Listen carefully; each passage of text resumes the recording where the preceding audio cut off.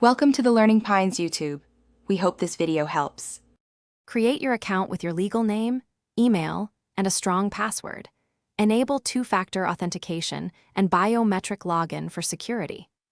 Link a bank account using routing and account numbers, then initiate a first deposit of 0 or more. Connecting via instant verification reduces holds, but may limit initial buys for 3-5 business days. Complete identity verification with a photo ID and selfie. Set a 4- or 6-digit PIN for mobile access, and review privacy and notification settings. Decide between fractional shares, starting at increments, or whole share purchases. Market orders typically execute in seconds during regular hours.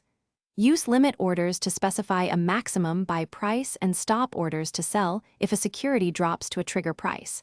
Combine with recurring buys for dollar cost averaging.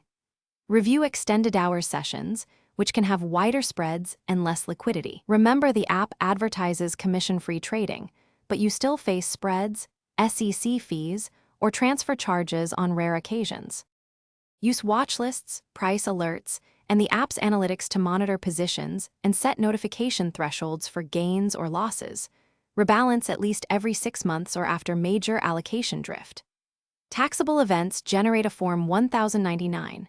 Report dividends and sales on your return, and note long-term capital gains are taxed at 0%, 15%, or 20% depending on your bracket. Control risk by diversifying across at least 5 holdings, capping position size to 2%, 5% of your portfolio, and consider stop-loss orders for downside protection.